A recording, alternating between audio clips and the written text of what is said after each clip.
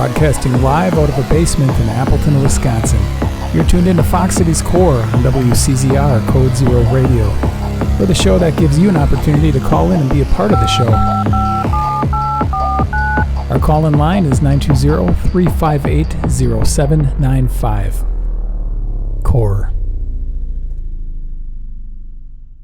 My next guest is well known in the Fox Cities music scene. He released 2 full-length albums and just released a new single called Letting Go. Been trying to get him over here for quite a while, and it's good to finally have him here. It's Brad Bordini. Welcome to Fox Cities Core. How are you doing, Brad? I'm doing well. Thank you for having me. Yeah, you've been calling me nonstop. I'm so sorry. Yeah. Well, you were over here about a month or two ago when Mark Goldie was here. Yeah. And that was an interesting show. We had a lot of people that you run around in the music circles with. Yeah, the crew showed up. Yeah, minus a couple, but yeah. So you've got a single that just was released yesterday, and it's good to talk about Mark Goldie right on the top because you did this at Rock Garden Studios. Let's just talk about this single right away.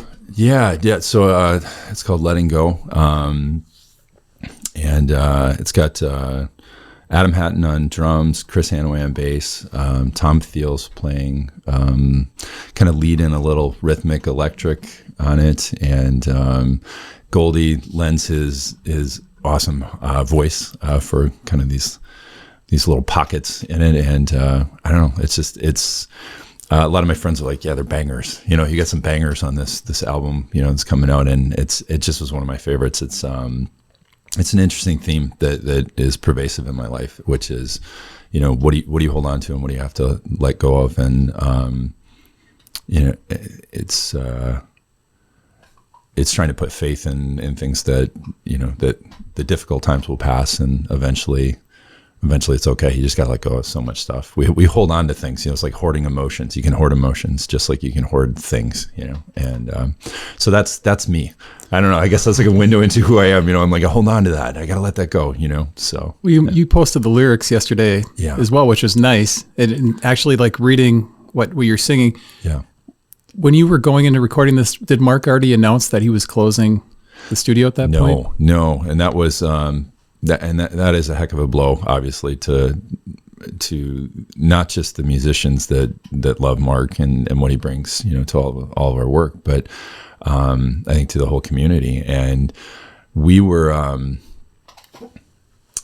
started recording. I was diagnosed with cancer. Maybe we'll talk about that, but I was diagnosed with cancer, and we started recording, and so it was kind of like I was focused so much on time, you know, because I didn't know what was going to happen with me, and so it was like I got to get this stuff down. I got to get it recorded, and I hadn't finished the album really. Like there were songs that were completed through the process and actually reworked in the process, and so we got closer to the end. I'm trying to think when Mark told me.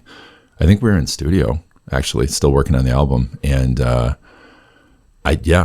almost didn't even know what to say. Actually, I remember I said, well, then I better get working on the next one right away, you know, to try and sneak one in, you know. So yeah. Well, once you found out you were diagnosed, that must have been a huge blow. I mean, anybody would be pretty affected by that. You've got a family. Yeah. Did that change the direction of any of the lyrics on those tracks? Were the lyrics mostly written at that point? Some of it was done, and so it's kind of like the age-old, like, do you write the lyrics first or do you write the music first? And so I predominantly do the licks first. You know, I find a lick or I find kind of a chord progression, and then I'll start. It just kind of funnels out of me usually, but I revamp some stuff associated with that, and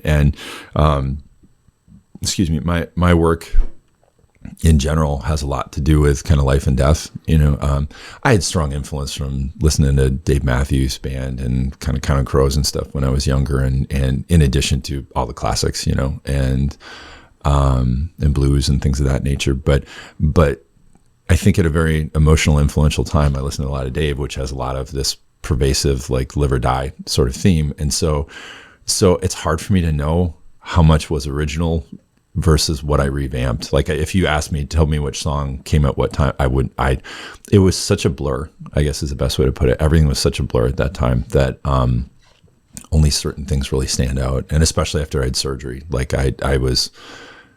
there's periods of time that I don't remember a lot. You know, I remember I was diagnosed, it was May 13th, May 14th.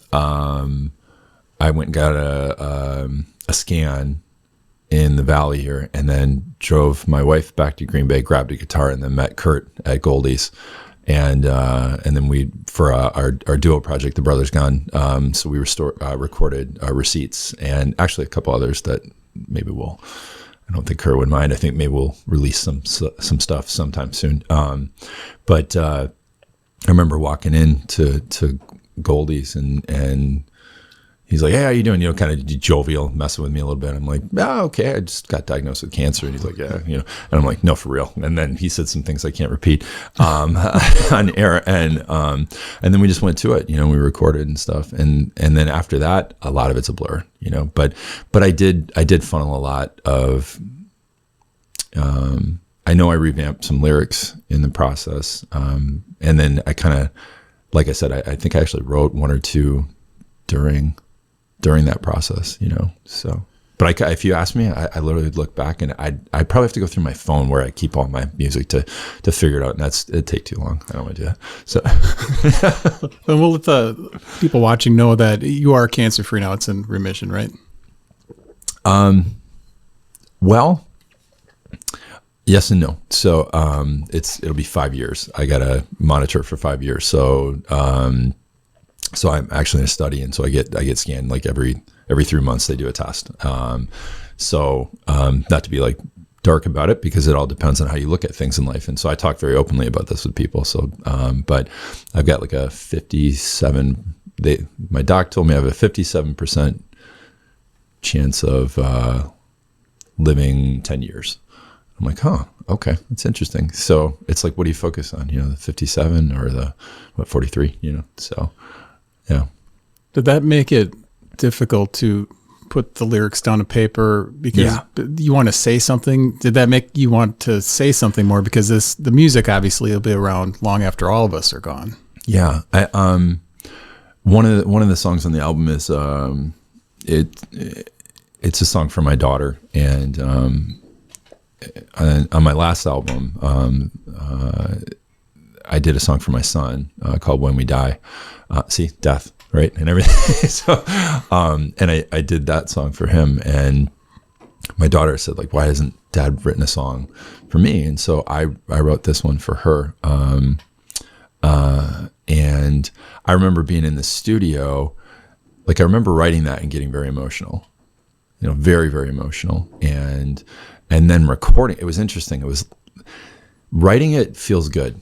Writing it feels good because, like you said, it stays. It's like, here's my message. It's almost like, you know, sending a recording to someone, like, here you go. You'll have this no matter what. But recording it was tough. You know, there were multiple times where I don't think the guys even knew, like even doing scratch tracks, you know, I got really emotional, you know, tearful, and I'm a crier, so I don't mind saying it. I'll say it, you know. And so, I got really emotional, and so it was thinking about what's going to happen if you're gone, you know, and what are they going to do, and what will they remember? And it's a really weird process, you know. And then on top of it, it was actually really emotional because I started having peripheral neuropathy, so my hands didn't work as well. One of the tracks is called "The One," and I might actually release that maybe sooner than later. I don't know, but. That one, I did a scratch track with, I was using like my old Taylor guitar or something, like not what I would record with. And just because it's in like an open tuning. And all of a sudden, my hands just didn't work, you know, and we took a few takes, and finally we got one where it was enough that I didn't stop mid, you know, play, and it was enough to keep. And they declined even more. A lot of people know because I kept playing even through the cancer process, and, you know, playing live and stuff. And it was interesting because Goldie kept it. Goldie was like, nope, that's it. We're keeping that one. And that, well, now I'm telling him if he watches this, but that meant a lot to me, because it was kind of like, man, you really captured something that I'll remember forever. And now, if anybody listens to it, in this, they'll know that too. But so when I listen to that, I'm brought right back. I mean, I can visually see myself there. So it's interesting, both the lyrics and then the recording process was a huge thing regarding the cancer thing. Yeah. Well, and you worked with Mark Goldie pretty much on, that's most of all of what you've recorded as a solo artist? I did. No, I recorded with Jeff Hennendale. I used to do a duo thing with him, and I've known him since we were kids. And Hennendale Studios is up in Green Bay, and that was kind of not like a GoFundMe.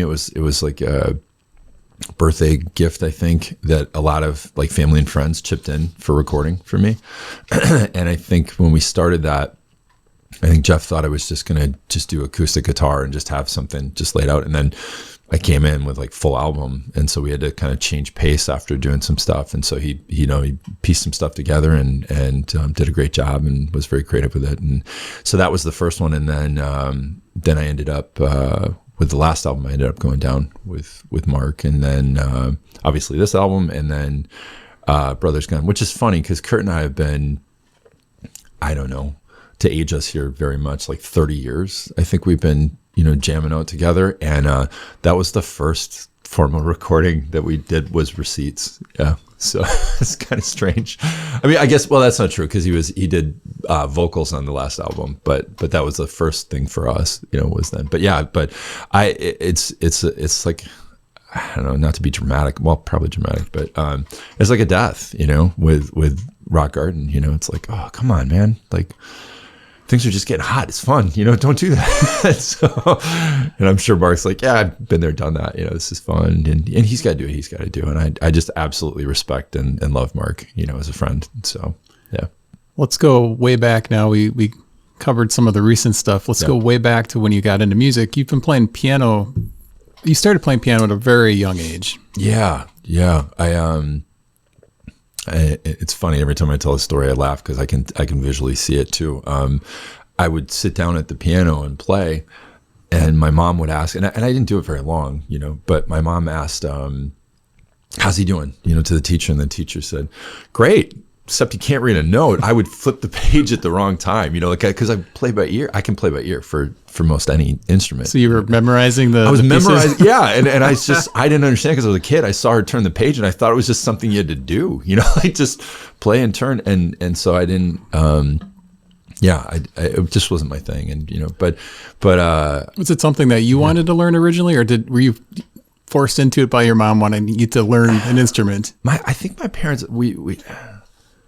I don't remember where the piano came from, but so we had this little, a half, wall piano. And I think we all I'm pretty sure, I'd have to talk to my little brother. I'm pretty sure we all took piano lessons. And I don't think for too terribly long for all of us, I mean, I think they maybe did it for a few years. I remember quitting. I had to tend to quit things more when I was younger, attention deficit, it's fun. You're like, yeah, it's done there. Yeah. How many siblings do you have? 2. I've got an older brother and a younger brother, and my older brother plays guitar, and he's a sweet Fender that I still want to get my hands on. Is he in the Fox Cities area? My older brother, Brian, he's in Park Ridge, kind of Chicago. So he's a pediatric endocrinologist down there. And then my little brother is like hospitalist for Children's Hospital, and a bunch of like professor and stuff. And he's in Milwaukee. And then he plays drums. And we were just talking about it. He had a band that was pretty popular in Madison. He went to UW-Madison, and Blue Water Roots was the name of the band. And they had, and before that he had what was it called? It was Tub. He had a band named Tub, and they like did punk stuff. They used to do Concert Cafe, and they opened up for the Flies, if you remember that band. Got You Where I Want You. Do you remember that? Yeah, it's a great song. I'm pretty sure they opened up for them. Yeah, but anyway, yeah. So he played drums, and well, with them it was interesting. My older brother got this garbage guitar. I don't remember. I have it somewhere in the basement. This red, like knockoff Squire, like it's like nothing, and this garbage little amp, and so he'd play that, and he'd go get lessons, and then I'd watch him, and then I I'd pick it up after he left, and then I would play what he was doing, and he'd get really annoyed with me. He's like, go play your drums, because my dad bought drums, a really sweet Pearl kit for my little brother and I. And I'm like, I had no interest in drums at all. I'm like, no. My little brother's phenomenal. He was really good, really, really good drummer. We did some stuff together a little bit, but yeah, it was interesting growing up. It was piano, and I still play. But I can't, if you told me like, here's the progression, I don't know. Like, I remember C. I remember where the note C is, I'm like, okay, it's right there, but beyond that, I can't do anything with piano, but it was guitar for me. And then after that, I learned a whole bunch of instruments, but I'm more of a strings kind of guy. You guys never had a family band? No. Yeah. We thought about, no, I'm kidding. No, we didn't. Not at all. But, my little brother, like I said, my little brother and I, we would jam out. My older brother, he sits in the basement and learns Radiohead riffs and stuff like that. And he loves it. And I finally convinced him, he's a successful guy. And I'm like, hey, why don't you go buy a prop? I think he was playing this old Washburn for the longest time. And I went and visited him, and I'm like, nice guitar.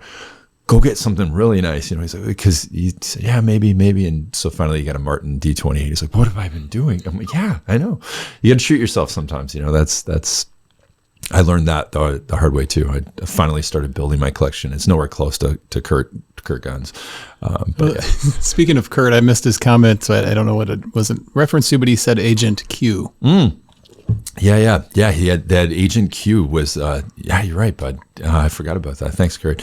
So Agent Q, I think you can pull that up on Spotify, and there's some great songs. And oddly enough, there's a song called Vanessa that Paul Mitch was the lead. And I think my brother and Paul would write the stuff. The song Vanessa is actually about my wife. So very strange things, my wife and my little brother went to school together, and I didn't know her, and I never met her. So it was very odd to find out that this song that I liked many years later was about my wife. So, yeah. Interesting. To make it kind of weird for you to listen to that. Yeah, it was very strange. Yeah, it was kind of like, not what I was expecting for sound. It's kind of like a acoustic, and I don't know. I just heard like 4 seconds. Yeah, it's like a mixture, because they'll go acoustic, and then all of a sudden it will kick in with hard electric and like a speed change to it. In Vanessa's, if you listen about a few minutes into it, all of a sudden it's just slamming. So. Yeah, they were fun, and Kurt and I used to mess around. We'd be playing in the basement, they'd be playing in the basement. We'd write some stuff together, and yeah, it was fun. So yeah, Kurt Gunn. Let's talk about Kurt. You guys have been a team for quite some time. When did your first memory of meeting Kurt? Dynamic duo. I don't know who's Robin, but I met Kurt. I think we were 15. He came to this girl Erin's house to beat me up. That's a true story. True story. And I remember opening the door, and like, if memory serves, he may say I'm wrong, but I don't know. But if memory serves, I opened the door. I was scared. I'm like, oh great, this guy, I don't know him, and I invited him in, and I think it took him by surprise, kind of like he's here to beat me up, and I'm like, yeah, come on in, and we just started hanging out, and. Yeah, I mean, minus a couple pockets of difficulty in our life, we've been almost inseparable, and that's why we call it Brothers Gunn, because I really consider him, brother to me. Like, I absolutely love Kurt, like he's family to me. So, but we started playing. Like I said, I played guitar, and we would sit around at my parents' house, have like a party in the basement, and there'd be like all these people hanging out, having fun, and we'd like matriculate to my parents' my dad's office, where we'd sit and play guitar, and girls would come up, and that was the thing. It was fun, and then we really started getting going. And then his guitar skills, like, I don't even know what he does now. It's ridiculous. So I think Kurt mentioned at one point that you actually taught him a little bit how to play guitar. Yeah, that was so it was at that time. He didn't really know how to play anything. And then I remember he got a Yamaha guitar, electric guitar, and it just kind of kept going. And then we formed a band, a duo that we called Sable Array. I'm sure he's laughing if he's listening. I still have the cassette tape of our demo, which is just atrociously beautiful. We did that for a while, and then we formed Commonplace, and that was fun. Man, that was fun. We had it grew. It was a duo, and then it became bigger, and we had sponsors, Bud Light, and then Red Hook beer out of Seattle or something. It was really weird. Yeah, they sponsored us. So I've got like gear like in some box somewhere, from them. And Commonplace got their start at the Razzmatazz, right? Yes, yeah. I can't believe you know that. Kurt's been here. Yeah, I suppose I didn't know he talked about that. Yeah, with Jim Soup Campbell, and Jim was just great. It's like these two dumb drunk kids, like it's like, yeah, come up on stage. I think he loved it because it just cut his time, but yeah, we would jam out at the Razzmatazz, and it was ridiculous. It was fun. Do you miss at the time, did it seem magical? Yeah, it was. Looking back on it, it probably has a magical allure to it now, but I think we were both really nervous. I remember we'd have to have some cocktails before we would get up, and I mean, truth be told, I don't think anybody cared, at the bar. Like, I think at one point some guy told us to shut up, he was, and we thought we were so good, and then we'd play back stuff, like we'd watch like old school cameras. I think like we had like VHS, like at one point. I mean, that's how old this is, dating myself so much, but I remember watching it back, and it was like, this is just atrocious, but yeah, we thought we were great, and it was just so much fun. Yeah, the nostalgia. I mean, just right now, that's all I feel. It was so much fun. I wouldn't trade it. It was so much fun. So, what was the big hit during the days of the early banks? I know you guys played Dave Matthews, Counting Crows, things like that. It would have to be something like that. I mean, we had started originals, and actually at one point my wife was pushing so hard for us to actually release the oldies, like the old songs, and we pull them out every so often, mess around when we're sitting around playing guitar, and they're good. They're actually pretty good. I mean, they're very remedial, I guess would be the best way to put it. But I'm trying to think, cover song wise, it had to have been Dave stuff. Ours, I couldn't even tell you what we were playing. It wouldn't matter anyway. But what was the percentage of originals versus covers at that point? I like that you asked that. I was very much Kurt laugh, like I used to say all the time, we're losing them.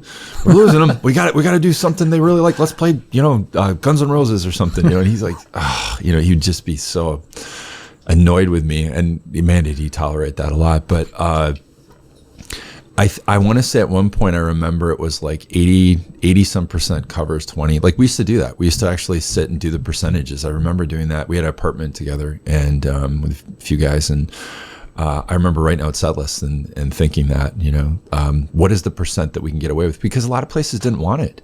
They really did not want original music. And to Kurt's credit, and I don't think he actually gives himself enough credit or realizes, but he pushed a lot back on me and was like, no, it's got to be original. And then that evolved, and we formed something called the Songwriters Revival. And we had people, Melanie Jane from Stillbridge Music Festival with like Pat McDonald and stuff. We had her come down once, and we had people, the Blue Heels, I think Robbie Schiller came and played, if memory serves. And but we would do it like we took our pay and like gave it away to them because it meant so much to have original music, and we did that at Pi in Green Bay. There used to be a place called Pi. So Kurt's always been on that, like, original. And now, we'll pepper covers in now, but usually we kind of change them up a little bit. Occasionally they're note for note, but yeah, that was a big deal. It was something that actually stuck with me to help me now where I'm at, where I'm like, no, just do what you do for you, as opposed to, and that's not a slam towards fans in any way. It's just more, in order to continue and be creative and love the craft, you have to do, it's not selfish. You have to, everything in life, you have to do for you. And if you give all the time, then it loses its luster, and that's where defeat creeps in, and misperceptions. And so actually I thank her for that. That was a great life lesson, A couple comments here from Kurt and Carrie that I want to read. First one, Kurt said Broken Fenced. Oh, yeah. Yeah, Broken Fence. I wish we could record that one. Yeah, it was a song. Is that okay to jump into that? Yeah. And so we Broken Fence. We were highly intoxicated at a friend's house, and another one of our friends came over and had a tantrum and like broke this fence. Like he just freaked out and broke this fence. And Kurt came up with these lyrics, and I remember we recorded on this old 4-track. I don't even know who had that. It was Sorensen, right, Kurt? I don't know. And we did this live recording. I think we were drinking then, probably. And so we have this like almost scratch track of it, and it had so much energy to it, and it's like it was just all distorted. And to this day, I can't replicate the solo that I did, like kind of pervasive throughout the song, and Kurt's vocals. It was wild. But yeah, Broken Fence was kind of the song back in the day. That's good memory. Yeah. There's another comment here from Carrie. Hi, Carrie. And it's Fifth in Water. So Fifth in Water. I know Kurt. Yeah, good. No. Fifth in Water was a song that. So I went to Eau Claire for college for a little while, and a lot of our friends did. And at the time, Kurt and I, we would play like homecoming, at our friends' places, and you're talking, basement slammed and just hot and fun, and our drummers looks like Tommy Lee, he's got his shirt off, and it was just tons of energy behind it, and so those times were a lot of fun for us, And Fifth and Water, it's Water Street in Eau Claire, and it's referencing a time. It's a time when we were very free and we were wild, and life wasn't as serious, and it was, connection, and we go party at the Camaraderie bar, and I mean, God, it was so much fun. And so it's got a little pain to it, but but it was this anthem, and it has a line in it, we all fall down, and it's repeated towards the end, and we used to play that, and the whole place would be singing it, with us, and it was so much fun. And maybe we recorded that, maybe we did, maybe that'll see the light of day. I don't know.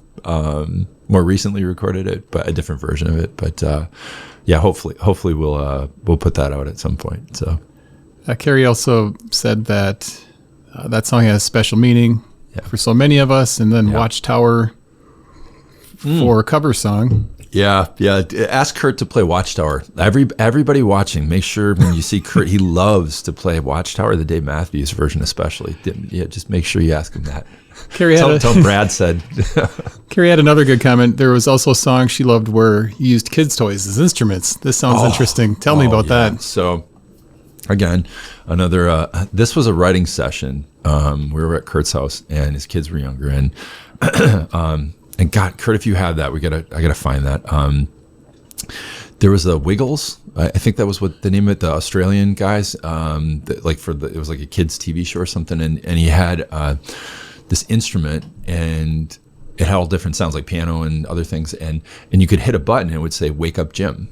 It'd say "Wake up, Jim! Wake up, Jim!" Just like that. And so we were messing around, probably drinking, and see the theme, and he started writing. I think he started writing lyrics to it, and so it was this whole song about waking up, Jim. It's time to go. People are ready for the show, and it was like this, like kind of like pre-show type thing, and it was done with almost all kids' toys. We recorded it with almost all kids' toys, and it's just this it's a really cool song, So I hope to.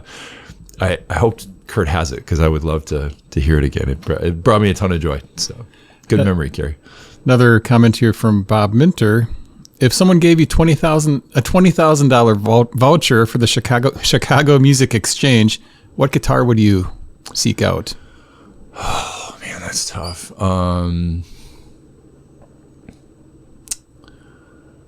That is really tough, because I'd be torn with like the pre-war, if you could get it for that, but it'd probably be damaged then. But like an old Martin, I love old Martins. It depends if I'm going electric or acoustic. I don't have a Les Paul. I kicked myself because I bought a custom Ibanez, like with Floyd Rose, and that was pretty cool. And at the time, this is this is like 90s, and I bought that instead of like a vintage Les Paul. And I kicked myself to this day. And then I got rid of the other one too, which was also stupid. So that is a great question. I would possibly, if I'm going electric, I would go with an old school Strat, possibly a Les Paul, but kind of 50s. I would like a 50s era for that. But otherwise it's going to be an old Martin, Yeah. How many guitars do you currently have? Good ones? Or I just started building that a little bit. I probably have, I'm picturing it right now. I want to say I have like maybe 15 somewhere in there.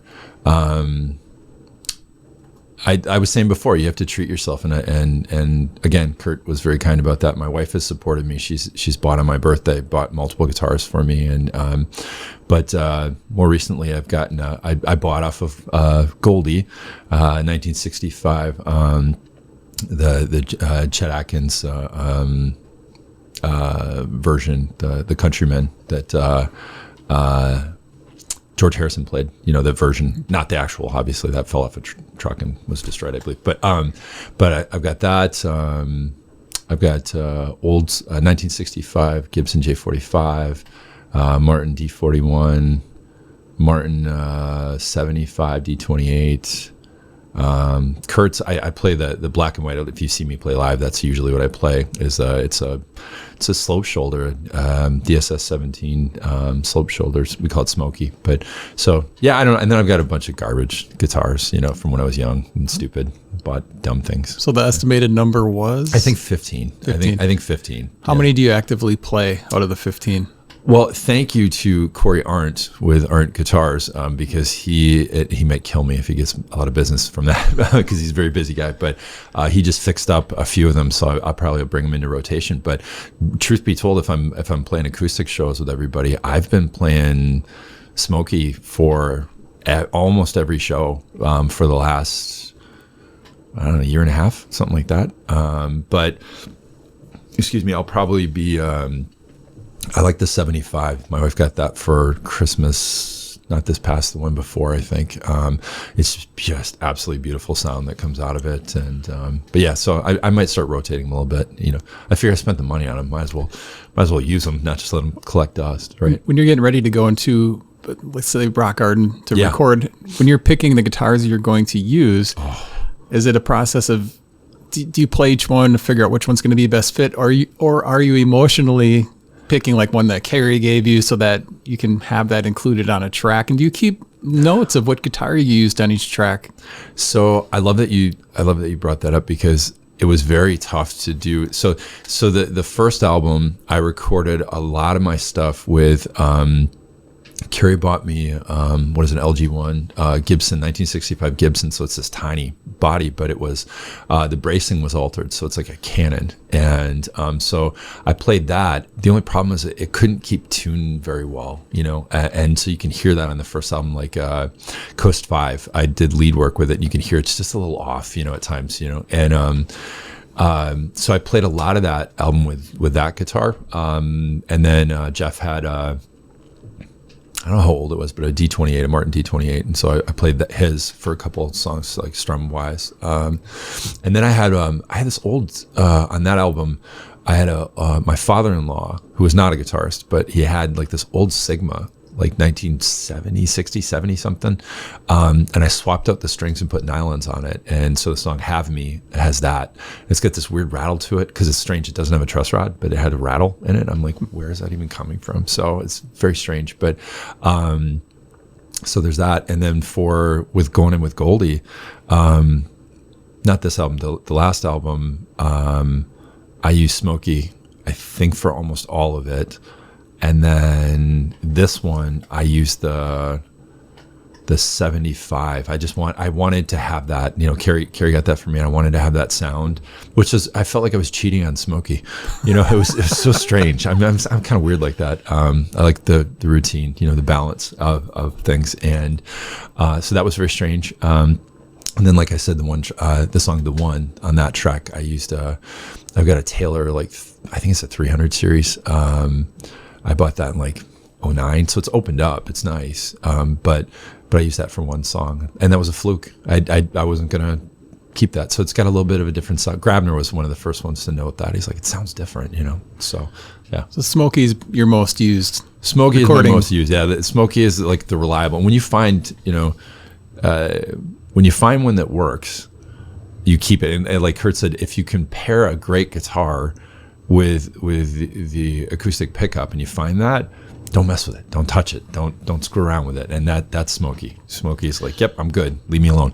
So did Kurt use Smokey on any tracks of his prior to you acquiring? I don't know, Kurt. If you're listening, answer that. I really don't know if he did or didn't. That's a great question, man. I love this. I'm a big fan of instruments that have been used on recordings. That especially I've got some instruments from heroes of mine. Friends and heroes from the area that I just cherish. And I think being able to listen to that recording and as weird as it sounds and just stare at that instrument, it brings back a lot of feelings, emotions. And I think it's pretty cool that you've got, multiple guitars now that are used on tracks and hopefully I asked if you had them written down, so that archiving someday in the future, if you sell those guitars to somebody or trade them or somebody acquires them. Yeah. They've got the list of what they were used on. Well, now I got homework. Thanks. But no, I love that idea. And in fact, that was partially why when I saw Mark was selling his, I was like, ooh, I'm going to grab that because, and I need to ask him. I think I asked him and I don't remember. I don't think he was 100% sure, but I said, did you use this? Because I know he had the other one that I think he sold to Fryman. I think that was on some of them. So yeah, that guitar that Dave Fry has, that's been on a million albums. Yeah, so I should actually go back and talk to Mark about that too. And you're right, I should write these things down. So yeah. I guess Kurt didn't use Smokey on any of his recordings, but there you go. Well, maybe next round, right, Kurt? So cool you have it. So how long did Commonplace last? It was quite a while. Well, that's an interesting question in that which version. So there were multiple versions of that band, and I was in it in the beginning when we first started. Kurt and I had a falling out actually, and it was more on my end. I was I rode the Razor's Edge with using alcohol at that time, and Kurt had the foresight to see that if I would have stayed in the band, it would have cost me probably something. And so, and it's interesting. He told me that more recently, and I hope he's okay with me talking about it. But I'm grateful to him for that. At the time, I wasn't. I did not like him very much at that time. We used to show up at venues back in the day, and it was but we buried it, and the Commonplace moved forward, and then I'm trying to think who took over after that. It was it Ricky? I think it was Ricky. Jumped in, and then I don't know, they played for a while and actually built up and got even bigger, and but we did that for multiple years, and then Kurt and I kind of did our own thing for a while, and then luckily and fortunately for my life, not just music, we came back together. And I remember distinctly I was driving in a car and talking to my wife, and I said, I miss my best friend, I just miss him so much, and so then reached out to him. So Commonplace was a hell of a ride for many years, and I loved watching them succeed after I left, truly, and that's truth. I was very happy for them, probably jealous at some point about it, no doubt, but we did cool stuff. We had fun. We went and did like a mini version of Led Zeppelin and trashed a hotel room in Michigan with like ketchup packets. That was about it. It was like, we were just like drunken wild night. We played up in Escanaba. It was a long story with that. It was really weird. We were on the radio and played at this like movie theater thing, and it was wild. But that was kind of it. We played local, had some coverage and had fun, and then they took it from there. So did you step away from music for a small amount of time? At first, very briefly, and then I played with Sarah Zacek in Green Bay area. Played some gigs with her, and then kind of stepped away for a while. Actually, I'm trying to think how that happened. Can't think off the top of my head of how long it was, but I didn't do tons of gigging there was a little bit of a break, and then I started writing more, started playing more, and then did solo stuff, and then played with Jeff for a while, and then really started connecting with Kurt again and playing again, and then that took off, and I was doing a lot of solo stuff, and then I had a couple other friends that I would jam with, and we start, kind of those like on the cusp of doing something not, and then they'd hop up at a show, and then it just didn't form anything. And then really kicked it in, over the last, couple of years, been playing a lot. So when did the Brothers Gunn project officially start? Oh man, that's tough. Because you've got the single out, but we're probably playing for a while before that. Yeah, and it's kind of interesting. We're up for for the Whammies as new artists, which I just love. It's like we've been playing together off and on for 30 years. But people can go vote for you guys. That's true. Yeah, you could vote for the Brothers Gunn. Here's my plug: the Brothers Gunn on the Whammies for new folk. I think it's folk artist and new artist. I think best folk artist and then new artist. But I would say under the Brothers Gunn, and actually the best way to put it is forming a band, not just a couple times here and there getting together. That's what it was. It was more us getting together a couple times here and there and jamming with each other, and then it became like we should do this again. Like this feels good. This feels right, and we should do it regularly. At least on my end, and I think Kurt would attest to the same. And then it just I think we agreed we need to make it professional and form a name, and then it was like, let's get in the studio. And so it started out with the two of us just hanging out at my house, and just I would hit record. You never knew if you're going to get a lick or a cool song, and there's I've got tons of us, hours of us just sitting there hanging out and doing songs, like almost full songs, and writing them down. I would scribe, real quick for Kurt, and he'd come up with something, I'd alter it, and we'd back and forth lyrically. And so it's just been so much fun. And then we started playing in the Valley more, and around here, and Gibson a lot. Dave over at Gibson has just been so kind, and we'll be there on the 14th. That's my birthday. We'll be there. It's so bad I don't remember. We're opening up for somebody with Girl and the Brothers Gunn. So that's Girl and the Gun with Amanda James, but they brought me in, and so it's Girl and the Brothers Gunn. We headlined at Gibson a while back, and I think I'm still trying. I would like to release it because we have a live album of it. I'd like to release it, but I got to twist their arms. And maybe they'll let it happen. I don't know, but it's a pretty sweet recording. So, what's the dynamic like with the Brothers Gunn compared to the early Commonplace years? What's different? What's the same? I think the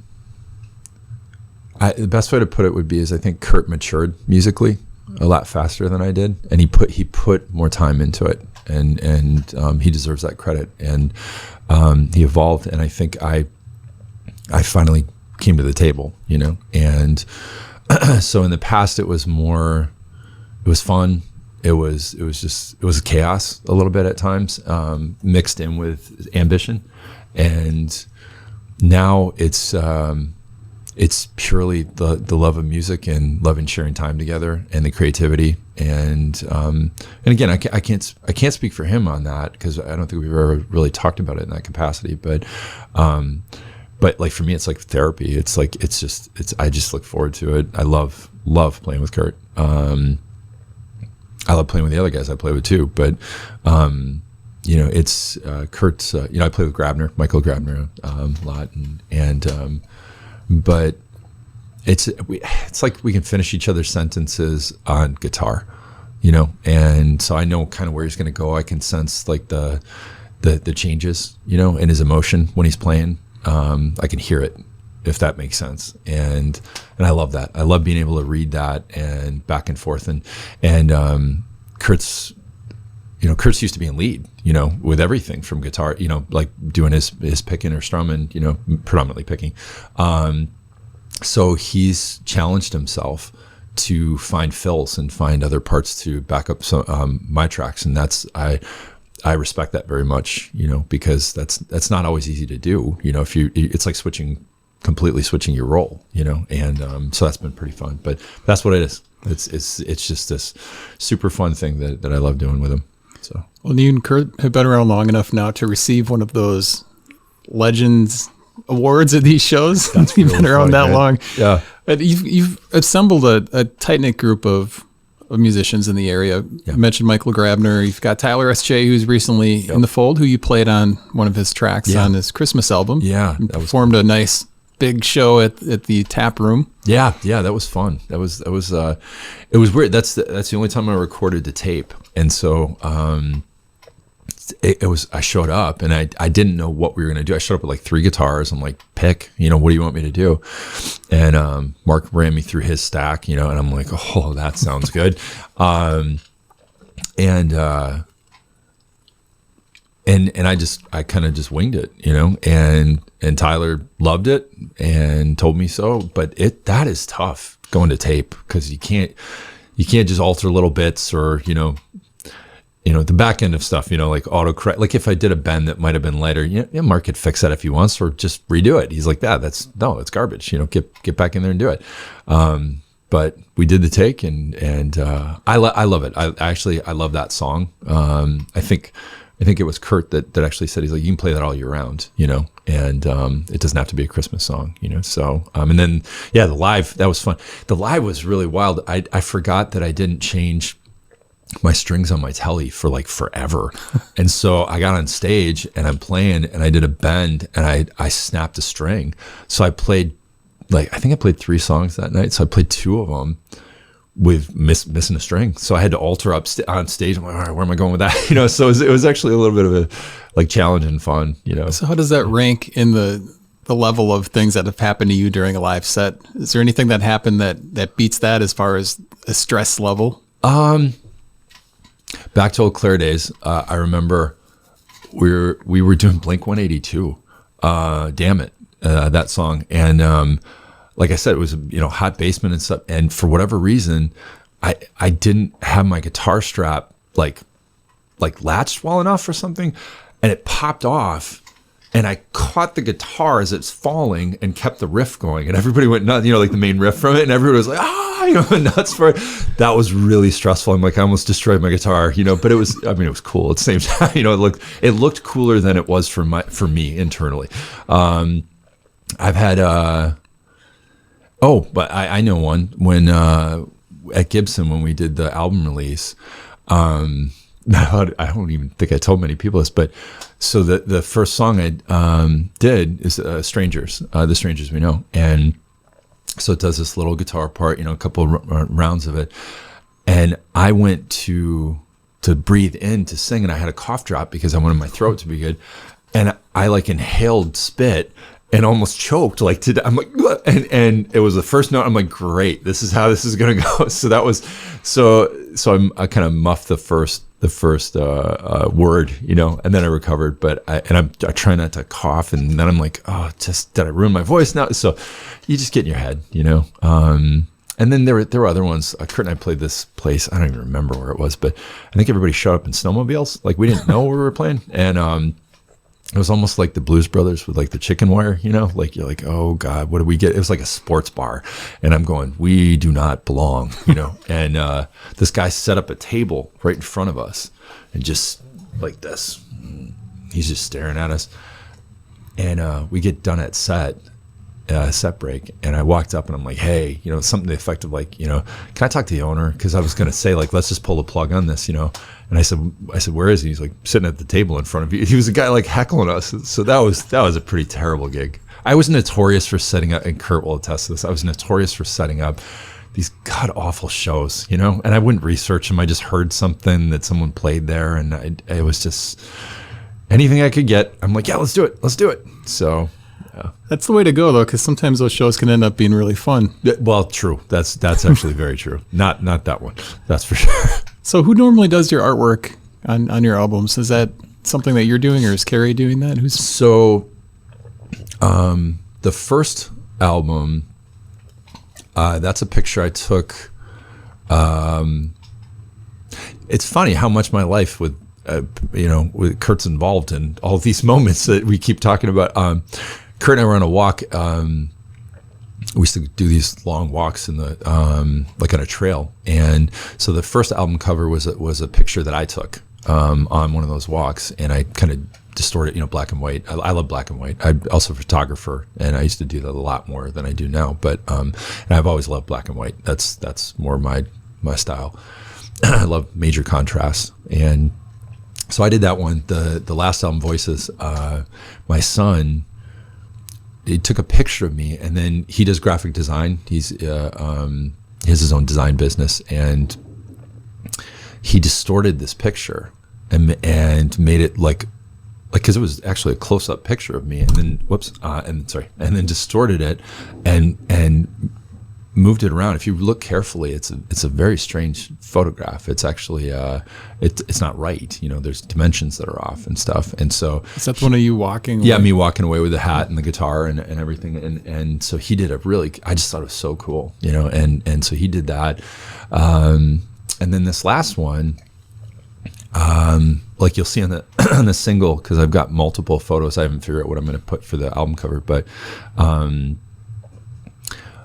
I took a photo on a flight I was just on. I was flying over the ocean, and I took this photograph, and it was middle of the day. It's all bright, and then I flipped it. Like I manipulated it a little bit with contrast and turned it to black and white, and that's what you see on Letting Go. That's one of those photos. I was trying to figure out what that was. Yeah. We've got a call. All right. Throw the headset on over there. You're on with Brad Bordini. What's your question? Brad, this is Kurt, long-time listener, first-time caller. I could hear you for yeah. What's up, man? So we were talking about uneasy situations, and I just want to. You remember the show we did in Escanaba at the Stardust, and we were going to leave our gear and pick it up later, but it was bar closed, and the guy said, "Oh, I'll be here. You guys can come get your gear later." Yeah. And we walked in, and that guy was in coveralls cleaning his chainsaw. I forgot about that. Wait, was that where we had the rain coming through on the stage before we went? The locals called it the Dirty Duster, and we were like, oh no. Yeah, that's right. Through on the stage, and we played in front of it. I thought we were going to get electrocuted. That was a great. I thought we were going to get killed. Yeah. By a chainsaw. See, I must have had a few too many cocktails, because I don't remember being afraid of the chainsaw wielding cleaner. But I love that memory. That's awesome. So yeah, Kurt, I really apologize that this Bluetooth isn't working. Thanks for calling, though. Thanks, buddy. Yeah. That's great. Thanks, Kurt. Yeah, so Bluetooth issues. We'll get it fixed. That is yeah, that was an interesting trip. That's for sure. Yeah, we ended up a lot of stuff I can't talk about on the radio. Never mind. I've got to get you and Kurt together over here at some point. Yeah, because I'm sure you guys have stories for days. Yes, yeah, definitely, yeah. And then we feed off each other's energy. So I don't know if you really want to bring that in. No, I'm just kidding. Well, so the new single, you released it yesterday. What's the response been so far? I've gotten, on social media, I've had a lot of likes and things like that. And then some people have, they've reached out personally to me, and they a lot of praise for it. And Yeah, anyone listening, please share it. Get the word out. I tried. I'm not always the best at promoting. And I tried to give a little bit of teasers and push it a little bit more this time. But I've had a lot of very nice comments about the fact that like the lyrics being up, that's helpful. I paid for the release, to have the lyrics up on like Spotify and stuff, but for some reason it's not active. So I gotta get in touch with them. But the last album, a lot of people struggled with understanding, certain words that I was saying. I got to work on my articulation, I suppose. But for the most part, when people have listened to the album, they've been very kind about it. Like you said, we got a group of musicians, that we, we bounce a lot of stuff off each other and share things. And so they've heard most of, if not all, the album. How many songs are there? 10. There'll be 10 on the final release. And they've said to me, so not my statement, they've said to me that they loved the last album, but this one's better, is what they think. So that's really cool when your peers, the guys that you really respect, when they say stuff like that, you're like, wow, that means a lot, coming from them. So, and then just people in general that aren't in the music scene, and they're like, man, that's awesome, or that touched me, or the lyrics. Someone said the lyrics are, anybody can relate to this. When you hear that, if anybody can relate, and it triggers like a response in your heart, that's the purpose of it. That's the goal for me is if it. That's why I don't like talking sometimes about where it, what the lyrics actually mean to me.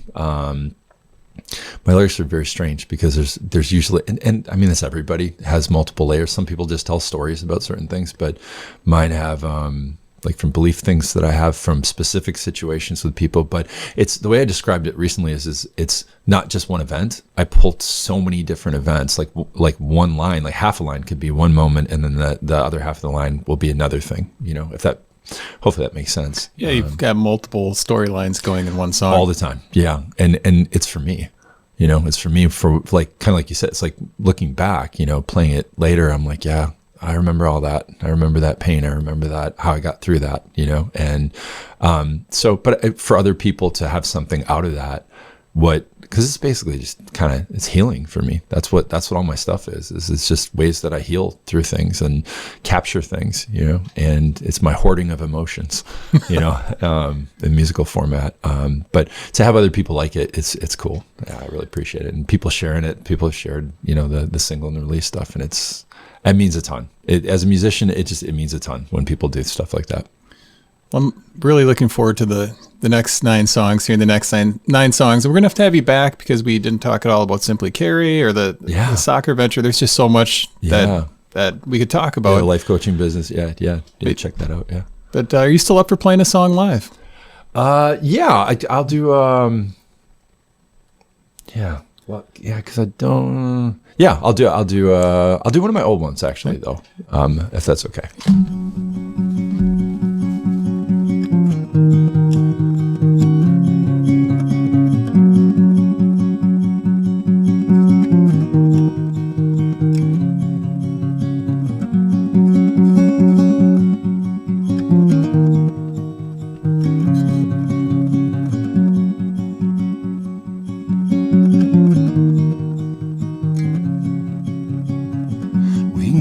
Train going nowhere, kinda like my life, I don't really care what direction, what lies in store for me, what stops ahead, what moves me.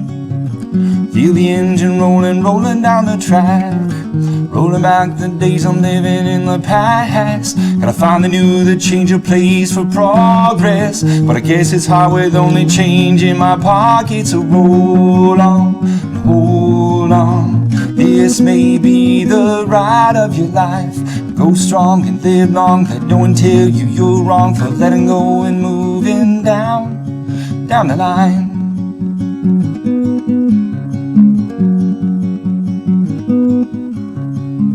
Cities come and go and leave me feeling lonely.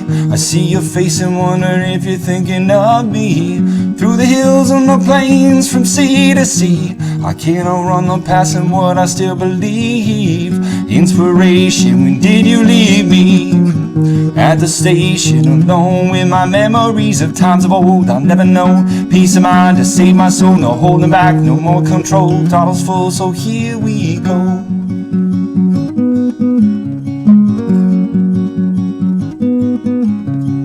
I don't feel so good, please slow down. I need a moment to put my feet down. Now we're falling, leaves me calling. Will this line ever lose its longing? I can't stand this freight train moving. Where we're headed makes me lose my mind.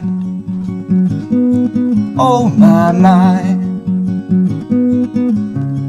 Roll on and hold on. This may be the ride of your life. And go strong and live long. Let no one tell you you're wrong for letting go and moving down, down the line, down the line, down, down the line, down, down, down the line.